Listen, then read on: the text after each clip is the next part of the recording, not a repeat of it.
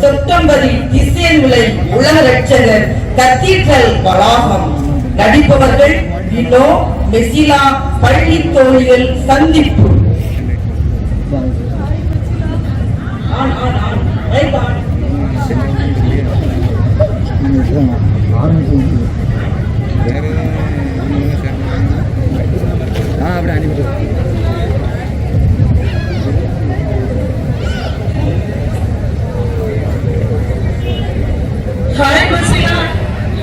எப்படி இருக்க? நீ குடும்பத்தோட பிரான்ஸ்ல தானே இருந்த. இப்போ திசையன் விலைக்கு எப்போ வந்த? உன்னை பார்த்து ரொம்ப வருஷமாச்சு. நான் நல்லா இருக்கேன் வீணா. நீ எப்படி இருக்க? நான் நல்லா இருக்கேன். நான் பிரான்ஸ்ல இருந்து எங்கிட்ட ஜெட் விமானம் இருக்குது, அதுல வந்து. என்னது? ஆச்சரியமா இருக்கு. என்னால நம்பவே முடியல. நீ இங்க ஸ்டெல்லாமரி ஸ்கூல்ல படிக்கும் போது சைக்கிள் ஓட்டவே பயப்படுவ. இப்ப ஜெட் விமானம் ஓட்டுறியா? சைக்கிள் ஓட்டுறதுலாம் ஓல்டு ஸ்டைல். இப்போ ஜெட் விமானம் ஓட்டுறதுல பெரிய மேட்டரே கிடையாது. நம்ம லொகேஷன்ல போய் திசையன் விலை அப்படின்னு போட்டா போதும். அதுக்கப்புறம் ஸ்டார்ட் பட்டனா அமுக்குனா போதும், ஜெட் தானா மேல பறக்க ஆரம்பிச்சிடும். நம்ம எங்க போய் இறங்கணுமோ அங்க சேஃப்டியா கொண்டு இறக்கிறோம். எனக்கு பிரான்ஸ்ல இருந்து உலகரட்சகர் கேட்டிடால் வேற வெறும் 1 மணி நேரம் தான் ஆச்சு. ஆச்சரியமா இருக்கு. இங்க திசையன் விலையில எல்லாரும் வீட்லயும் ட்ரோன் இருக்கிறது மாதிரி அங்க பிரான்ஸ்ல எல்லார் வீட்லயும் ஜெட் விமானம் இருக்கும் போல. ஆமா வினோ. ஆமா, பிரான்ஸ் பணக்கார நாடு, அதனாலதான் எல்லார் வீட்லயும் ஜெட் விமானம் இருக்கு. ஆமா, ஜெட் விமானத்தை எங்க நிறுத்தி வச்சிருக்க? அதை பார்க்க எனக்கு ரொம்ப ஆசையா இருக்கு. வினோ, திசையன் விலையில என் ஜெட் விமானத்தை பார்க் பண்ண இடமே இல்ல வினோ. அதனால மேல வானத்திலே பார்க் பண்ணியிருக்கேன். இரு, நான் உனக்கு காமிக்கிறேன். Hello Jet, come here. அதோ வருது பாரு என் ஜெட். Wow, super. எவ்வளோ நீளமா இருக்கு, கலரும் சூப்பரா இருக்கு. ஆனா பைலட்டே இல்லாம நீ கொடுக்கிற கமெண்ட் மூலமா ஓடுது. பார்த்துட்டேன். சரி வினோ, அப்ப நான் மேல பார்க் பண்ணிடவா? ஓகே. ஹலோ ஜெட், கோ அவே. ஆமா மெசிலா, உன் பையன் இப்போ எப்படி இருக்கான்? அவன் படிப்பெல்லாம் படிச்சு குடிச்சிட்டானா? அவன் இப்போ எங்க, எப்படி, என்ன வேலை செய்யறான்? அவன் நல்லா இருக்கான் வினோ. படிப்பு எல்லாம் முடிச்சிட்டான். என் பையன் செவ்வாய் கிரகத்துல வேலை பார்க்கறான். இப்போ அவன் ஒய்ஃபுக்கு டெலிவரி ஆச்சு, அந்த மருமகளுக்கு. என் பேரண்ட்லயே பாக்குறதுக்காக நானும் செவ்வாய் கிரகத்துக்கு போனேன். அப்போ அங்க உள்ள மக்கள் நிறைய பேர் இருக்காங்க. ஆனா அங்க சர்ச் எதுவுமே இல்ல. அதனால அங்க உள்ள மக்கள் எல்லாரும் என்ன பண்றாங்கன்னா, ரட்சகர் திசை அப்படின்னு ஒரு யூடியூப் சேனல் இருக்குது. அது மூலமா நியாய திருப்பலியை தவறாம பாக்குறாங்க. ஆமா, அங்க நம்ம பிஷப் டக்கஸ் இருக்காங்கல்ல, அவங்க மறைவுரை வந்து சூப்பரா இருக்கும். நம்ம அன்றாட வாழ்வுல கடைபிடிக்கிறதாகவும் எரிச்சுக்கிறதாகவும் இருக்கும். அவங்களுக்கு எங்க செவ்வாய் கிரக மக்கள் எல்லாருமே நிறைய ஃபேன்ஸ் இருக்காங்க. ஆமா, உண்மைதான். நமது உலக அமைப்பின் பெருமை எல்லா இடங்களிலும் பெருமையா பேசப்படுகிறது. ஆமா, அப்புறம் நமக்கு வெள்ளியில நண்பகல்ல திருப்பலி நடக்குதுல்ல, அதுல வந்து இந்த உலக ரட்சகருடைய புதுமை, அவங்க உலக ரட்சகருக்கு வெற்றி கொண்டது, சாட்சிய பகிர்வு எல்லாமே ரொம்ப அருமையா இருக்கும். அதுதான் அங்குள்ள மக்களுக்கும் ரொம்ப இறை நம்பிக்கை வளர்க்குது. அதனாலதான் இந்த படி நான் உலக ரட்சகரை நேர்ல வந்து பார்த்து அவர் ஆசீர்வாதத்தை பெற்றுட்டு போனவங்களுக்காகவே நான் பிரான்ஸ்ல இருந்து வந்திருக்கீங்களா?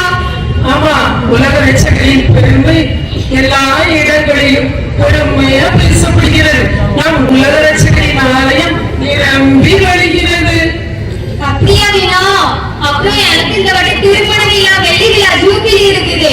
அதை நம்ம பிரான்ஸ்ல தான் செலிப்ரேஷன் பண்றோம். அதனால நம்ம திருக்குடும்ப சபையுள்ள பெண்கள் எல்லாருக்குமே ஒரு மெகா பார்க்கும் கட்டி அனுப்பி வைக்கிறேன். அதுல நீங்க எல்லாரும் வந்துருங்க. அப்புறம் இன்விடேஷன் கார்டை வந்து நம்ம வாட்ஸ்அப் குரூப்ல அனுப்பி வைக்கிறேன். சரியா? ஓகே. சரி வீணா, உனக்காக நான் பிரான்ஸ்ல இருந்து சாப்பாடு கொண்டு வந்திருக்கேன். ஒரே மாத்திரையா இருக்குது. ஏன்னா இது மாத்திரை இல்ல, இது மல்டி விட்டமின் ஃபுட். இந்த மாத்திரை இந்த உணவை சாப்பிட்டா போதும், நம்ம உடலுக்கு தேவையான எல்லா சத்தும் இருக்குது. இது நம்ம வயிறு ஃபுல்லா நிறைஞ்சிடும். அதுக்கப்புறம் சமைக்கிறதுக்கு தேவையே கிடையாது. கேஸ் போயிடும், நம்ம பயப்படவே வேண்டாம். எந்தவித நோயும் வராது, உடல் பருமனுக்கும் அவசியமே கிடையாது. ஆமா, இந்த மாத்திரையை சாப்பிட்டதுல எனக்கு வயிறே நிரம்பிடுச்சு. சரி வினோந்தா, வாட்டர் கேப்சூல் இதையும் குடி. தண்ணி தாகமே எடுக்காது. தண்ணி கேப்சூலா? இத குடிச்சதுனால எனக்கு தாகமும் அடங்கிடுச்சு. அப்போ உடல் பருமன்கிற பேச்சுக்கே இடமில்ல. என்ன ஒரு டெக்னாலஜி!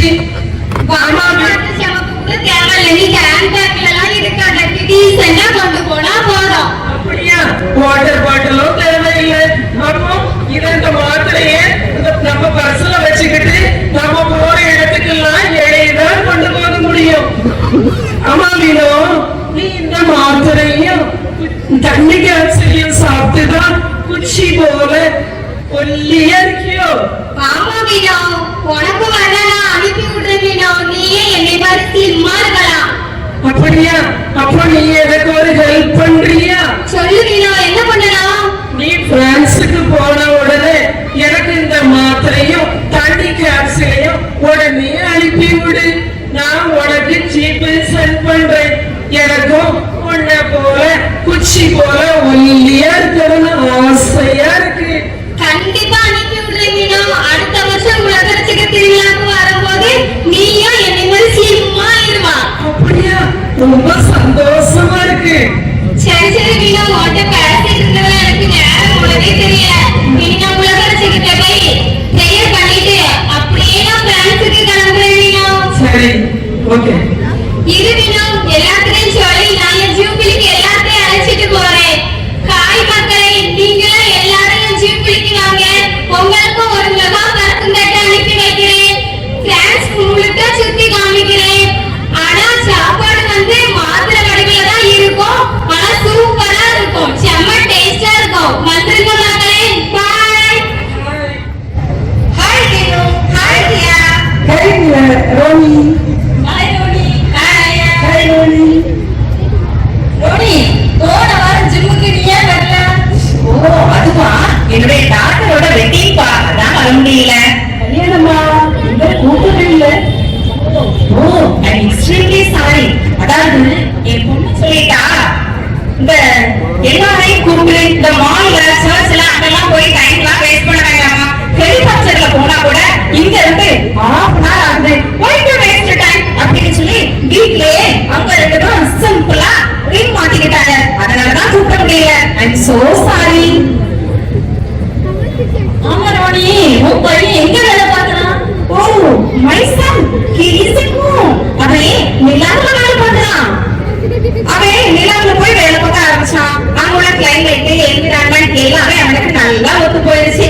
அதனால சிம்பிளா ஒரு 7 crore 7 கோடியில அங்கேயே ஒரு வீட்டை போட்டு செட்டில் ஆயிட்டான். நான் கூட சொன்னேன்ப்பா, ஐயோ நம்ம உலகத்துல திருத்தலத்துல திருவிழா நடக்குது, வந்துட்டு போயே அம்மா கூட டான்ஸ் எல்லாம் ஆடுறேப்பா, ஆசையா இருக்குதுல, வா அப்படின்னு சொன்னேன். அவன் சீச்சி பூமிக்கா, அதுவும் வறண்ட பூமி இந்த பிசைங்க விளையாட்டா வரவே மாட்டேன்ட்டு சொல்லிட்டான். இந்த 60 பசங்க நம்ம பேச எங்கப்பா கேக்குறாங்க.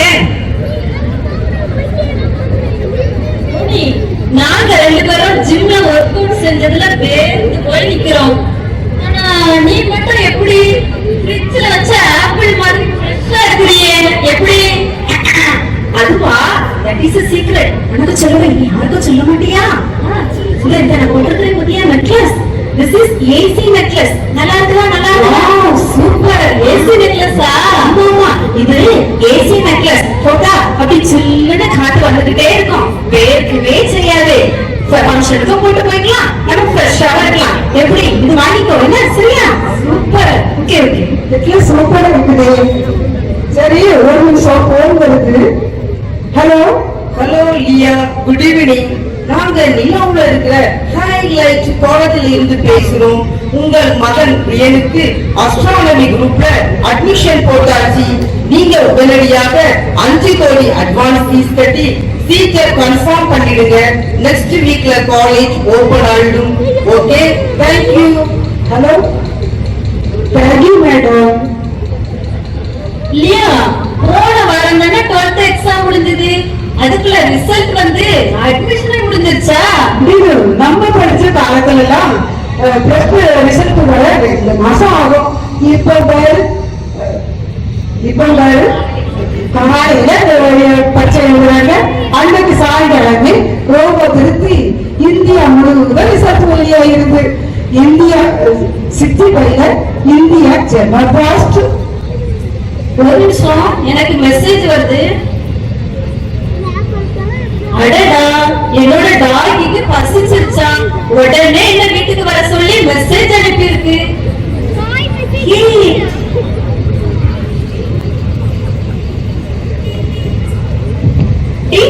நீ மேரேஜே வேண்டான்னு சிங்கிளா தானே இருந்த, இப்போ இதோ பேரு சொன்னியே, இதோ டாகியா? யாரு? ஓ, டாகினா என் செல்ல நாய்க்குட்டி. என் டாகி சமையல் ரோபோவை ஆபரேட் பண்ணி சமையல செஞ்சிடும். என் குட்டிமா டிம்மி பூனை குட்டி ரோபோ பட்டன அன்னைக்கு இந்த வீட்டை கிளீன் பண்றது, செடிக்கு தண்ணி ஊத்துறது, அப்புறம் மார்க்கெட் போயிட்டு வர்றதுன்னு எல்லா வேலையும் செஞ்சிடும். சூப்பர், எனக்கு வீட்டுல வேலையே இல்ல. இனிமே மக்கள்ல கல்யாணமே செஞ்சுக்கிட்டாலும் குழந்தையே பெத்துக்க மாட்டாங்க. வீட்டுல நாய் பூனையத்தான் வளருவாங்க. கண்டிப்பா கண்டிப்பா. அம்மா, நான் ரொம்ப நேரமா ஒன்று கேட்கணும்னு நினைச்சிருக்கிறேன். ஒண்ணு கேட்பேன், தப்பா நினைக்க மாட்டியா? ஃப்ரெண்ட்ஸ்ல எதுக்கு ஃபார்மாலிட்டிஸ்? கேளு ரோனி. நம்ம படிக்கிற காலத்துல நீ கரு கருன்னு இந்த காத்தாயிட்டு நீ இதுன்னு டிஃபரன்ஷியேட் பண்ண முடியாத அளவுக்கு கரு கருன்னு கருப்ப. இப்ப பாரு, தமிழாவுக்கு ஒண்ணு விட்ட தங்கச்சி மாதிரி அப்படி ஸ்லிம்மா எவ்வளவு அழகா இருக்கிற. என்னமா சீக்கிரம் கொஞ்சம் சொல்லேன். அப்படியே இருக்கிறேன்னா எல்லாம் ஒரு அழகுன்ற. அதுவா, நான் பியூட்டிஃபுல் ஃபுல் மாஸ் ட்ரெஸ் போட்டிருக்கேன். Beautiful full mass dress? அதான் அழகா இருக்கு. இந்த ட்ரெஸ்ஸ நம்ம டிசைன்களில ஃபேஷன் பாயிண்ட் ஷாப்ல இருந்து வாங்கிட்டு வந்தேன்.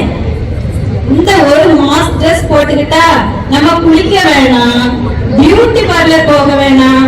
ஏன் அது மட்டுமா, நகை கடை ஜவுளி கடை எங்கேயுமே போக வேணாம். இந்த ஒரு மாஸ் ட்ரெஸ் நம்மள நடிகை மாதிரி அழகா காட்டிடும். இவ்வளவு சத்தமா சொல்லிட்டு ஆனா பாரு, அவ்வளவு ஆண்களும் எழும்பிட்டாங்க. எல்லாருக்கும் அவங்களோட ஒய்ஃப் அப்படி பியூட்டிஃபுல்லா பாக்கணும்னு ரொம்ப ஆசைப்பட்டு எல்லாரும் எழும்பிட்டாங்க. பாரு, இன்னைக்கு கூட்டம் அவ்வளவு அந்த செய்வரையில அது என்னது ஃபேஷன் பாயிண்டா அங்கதான் இருக்கும். சரி மக்களே, நீங்களும் உங்களை இவர்களை போல் அழகாக மாற்ற வேண்டுமா? காத்திருங்கள் 2050 வரை. நன்றி. ஓகே, டோல் வந்துருச்சு, வாங்க கிளம்பலாம். என்னோட செல்ல குட்டிங்க பசியில இருப்பாங்க. என்ன சுகமா இருக்கு. என்னதான் வீட்டுல ஏசிய போட்டாலும் இந்த ஏசி காற்று கிடைக்குமா?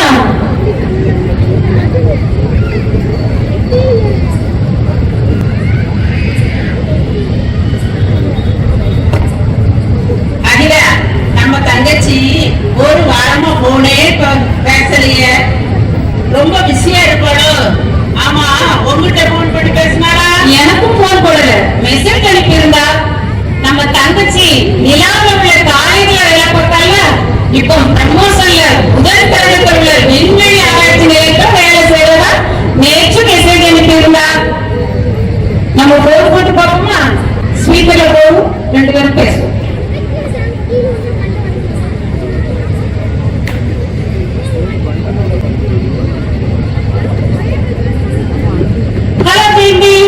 எப்படி இருக்கா அக்கா? நான் நல்லா இருக்கேன்.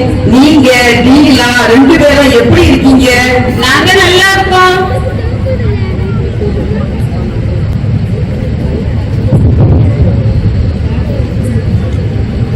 ஹலோ ஜெயந்தி, எப்படி இருக்கா?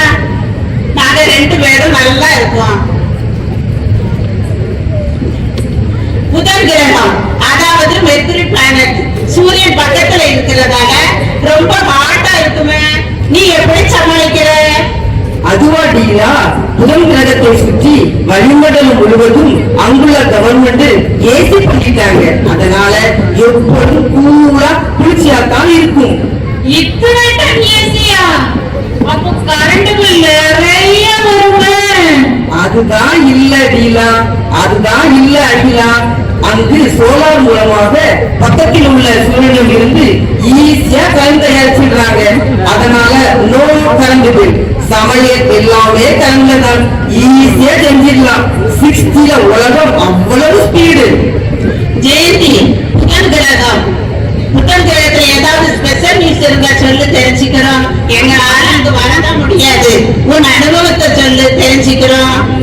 அதுவா, முக்கியமான நியூஸ் நிறைய இருக்கு. ஆனா ஒன்றை மட்டும் இப்ப சொல்றேன். நாங்க விண்வெளி ஆராய்ச்சி நிலையத்துல ஏஐ மெகா சேட்டலைட் மூலமாக மேலே உள்ள பரலோகத்தை ஸ்கேன் பண்ணி பார்த்தோம். ஆகா, என்னே அழகு, கண்கொள்ளா காட்சி, அவ்வளவு பிரகாசம். எப்படின்னா நம்ம ஊட்டி கொடைக்கானல் தாரகைகள் பூக்கள் கண்காட்சி மாதிரி எல்லா இடத்திலும் அழகிய பூக்கள் கலர்கலரா பூத்து கிடக்குது. நான் இப்போ அந்த வீடியோவை உங்களுக்கு அனுப்புறேன். அது மட்டுமா, எங்கள் ஏஐ மெகா சேட்டலைட் கீழே உள்ள நகரத்தையும் ஸ்கேன் பண்ணி துல்லியமா எங்களுக்கு காமிச்சது. அப்பப்பா, பயங்கர தீ 3 பனை நேரத்திற்கு கொழுந்துவிட்டு எரியுது. பார்க்க முடியல, அவ்வளவு கொடூரம், ஒரே அழுகை சத்தம். இதையெல்லாம் உங்க வாட்ஸ்அப்புக்கு அனுப்புறேன். நீங்க திருக்குடும்ப சபை குரூப்ல போட்டு எல்லாத்தையும் பார்க்க வைங்க. Okay, bye, take care. Akila, Akila phone எடுத்து பாரு. ஆகா, என்ன சூப்பரா இருக்கு. பரவாயில்ல, என்ன ஒரு அருமை. பார்க்கவே என்ன பிரகாசம், என்ன ஒளி, என்ன மகிழ்ச்சி, என்ன சந்தோஷமா இருக்கு. இங்க பாரு, நம்ம பிரான்சிஸ் அவர்கள் எவ்வளவு சந்தோஷமா பாடிக்கிட்டே மகிழ்ச்சியா போறாங்க பாரு. அகிலா, இங்க பாரு, நம்ம முன்னாள் பங்கு தந்தை பொன்முடி சங்கர் உட்கார்ந்து இருக்காங்க. ஏய், இங்க பாரு, நம்ம பைபிள் சிஸ்டர் சாமானேரி அங்கே போய் உட்கார்ந்து பைபிள் வாசிச்சுட்டு இருக்காங்க பாரு. முகம் என்னமா பிரகாசிக்குது, பார்த்துக்கிட்டே இருக்கலாம் போல இருக்கு. சலிப்பே வராது போல. சரி, இந்த நரகத்தை போய் பார்ப்போம். என்ன மாதிரி கொழுந்து விட்டு எரியுது. பார்க்க ரொம்ப பயங்கரமா இருக்குது. ஒரே அழுகை அங்கலாய்ப்புமா இருக்குது. ஐயோ, நரகம் மகா பயங்கரம். நரக வேதனை அதை விட கொடூரமா இருக்கிறது. இந்த நரகத்துக்கு நாம யாரும் போகவே கூடாது. இங்க பாருடியா, போன வருஷம் தூக்கு போட்டு இருந்தால ஜிம்மி என்ன கஷ்டப்படுற பாரு. பார்க்கவே பயமா இருக்கு. ஒரு குடிகாரன் குடிச்சிட்டு ரோட்லயே சுத்திட்டு பொண்டாட்டியும் போட்டு அடிச்சிட்டு இருப்பானே, அவன் படுற கஷ்டத்தை பாரு. நம்ம தெருவில் ஒரு பாட்டி இருந்து உடனே பேசிக்கிட்டே இருக்குமே ஒரு பாட்டி, அந்த பாட்டி என்ன கஷ்டப்படுது பாரு. பார்க்கவே பாவமா இருக்கு. நீ புறணி பேசவே மாட்டேன்ப்பா. அப்படியே பேசினாலும் உடனே போய் பாவம் செலுத்துல செஞ்சிருவேன். நரகத்தை பார்த்தாலே கொடூரமா இருக்கு. ஆமா அகிலா, இனி நானும் என் உள்ளத்தை தூய்மையா வச்சிருக்க போறேன். இயேசு கடைசி நியாய தீர்ப்புல, நான் பசியா இருந்தேன், நீங்கள் எனக்கு உணவு தரவில்லை, தாகமாய் இருந்தேன், நீங்கள் என் தாகத்தை தணிக்கவில்லை, அந்நியனாய் இருந்தேன், நீங்கள் என்னை ஏற்றுக்கொள்ளவில்லை என்று மத்தேயு நற்செய்தியில் பிறருக்கு உதவி செய்வதை வைத்துத்தான் தீர்ப்பிடுகிறார். ஆகவே நான் பரலோகம் போகணும்னா முதல்ல பிறருக்கு உதவி செய்யணும். இது நிலையற்ற வாழ்வு. நிலையான வாழ்வு பரலோகம் தான். நமது தாய்நாடு. ஆகவே அதற்காக நமது ஆன்மாவை பாவம் செய்யாம காத்து தூய வாழ்வு வாழணும். சரிதானே ஐயா? உலகத்துல உள்ள டெக்னாலஜி சீக்கிரம் பூமிக்கு வந்துடும். அப்போ நம்ம நரகத்துல இருக்கிறத பார்த்தா நம்ம பேரம் பேசிங்கலாம், ஐயோ நம்ம கிழங்கு என்ன பாவம் பண்ணாலும் இப்படி கிடந்த நரகத்துல கஷ்டப்படுறாளே நினைச்சு வேதனைப்படக்கூடாது. அதற்காகவே பாவம் பண்ணாம வாழணும்.